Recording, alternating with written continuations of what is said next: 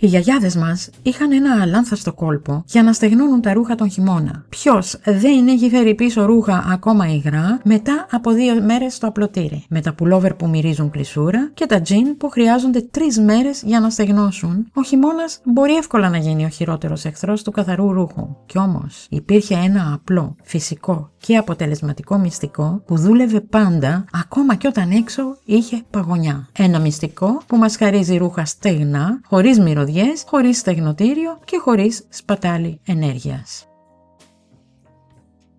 Είστε στο πολυθεματικό κανάλι Mea Culpa και πριν συνεχίσουμε θυμηθείτε να κάνετε εγγραφή όσοι δεν το έχετε ήδη κάνει, να μας δώσετε ένα like, να κοινοποιήσετε το βίντεο και να ενεργοποιήσετε το καμπανάκι για να ενημερώνεστε άμεσα για τα καινούργια βίντεο.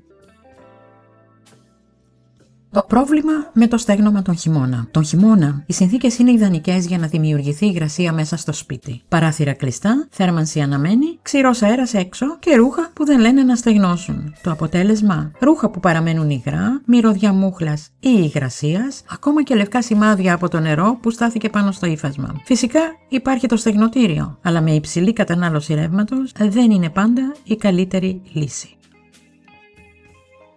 Απλώνεις τα ρούχα σου έξω όταν έχει παγωνιά. Όταν η θερμοκρασία πέσει κάτω από το 0, το νερό μέσα στο ύφασμα παγώνει αμέσως. Και χάρη στην εξάχνωση, η υγρασία περνάει κατευθείαν από πάγο σε ατμό, χωρίς να ξαναγίνει υγρό. Έτσι, τα ρούχα χάνουν την υγρασία τους μέσα σε λίγες ώρες, χωρίς μυρωδιές, χωρίς λεκέδες, χωρίς μούχλα. Μόλις δεις ότι έχουν γίνει σκληρά σαν σανίδα, τα μαζεύεις μέσα. Η υγρασία έχει ήδη φύγει κατά 90%. Το μόνο που μένει είναι να ολοκληρώσεις το στέγνομα σε θερμοκρασία δωματίου κοντά σε ένα καλοριφέρ, όχι πολύ ζεστό.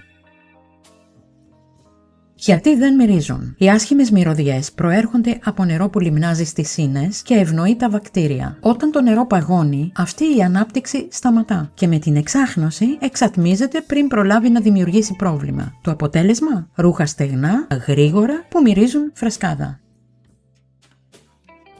Αν δεν έχεις μπαλκόνι ή κήπο, υπάρχει και εσωτερική παραλλαγή. Βάλε μία λεκάνη με χλιαρό νερό κάτω από το απλωτήρι ή διάλεξε ένα δωμάτιο καλά αεριζόμενο και φυσικά ζεστό, όπως το μπάνιο μετά από ντους. Έτσι, δημιουργείς ένα μικροκλίμα ζεστό και υγρό κάτω από τα ρούχα που επιταχύνει το στέγνομα. Έξτρα κόλπο. Πρόσθεσε λίγες σταγόνες εθέριο έλαιο, λεβάντα ή αποτελειόδεντρο στο νερό για φυσικό άρωμα στα ρούχα σου. Οι σωστές κινήσεις. Μην υπερφορτώνεις το απλωτήρι. Ο αέρας πρέπει να κυκλοφορεί. Χρησιμοποίησε κρεμάστρες για πουκάμισα, μπλουζάκια, πουλόβερ. Γύρισε τα ρούχα μετά από λίγες ώρες. Αέρισε το δωμάτιο για 10 λεπτά, ακόμα και τον χειμώνα. Στύψε καλά τα ρούχα πριν τα απλώσεις. Είναι το πιο βασικό βήμα.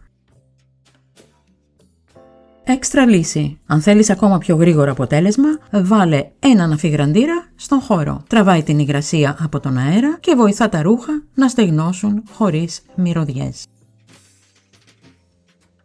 Συμπέρασμα. Δεν χρειάζεται να ξοδεύεις μία περιουσία στο ρεύμα ή να αγοράζεις ακριβώς στεγνοτήριο. Με το κόλπο των γιαγιάδων μας μπορείς να έχεις ρούχα καθαρά, στεγνά και χωρίς μυρωδιές ακόμα και στην καρδιά του χειμώνα. Χάρη στην εξάχνωση, το κρύο γίνεται σύμμαχός σου. Μερικές φορές η φύση κάνει καλύτερη δουλειά από την τεχνολογία. Οπότε, την επόμενη φορά που η εφαρμογή του καιρού δείξει -2 βαθμούς Κελσίου, βγάλε τα μανταλάκια σου και άπλωσε με σιγουριά.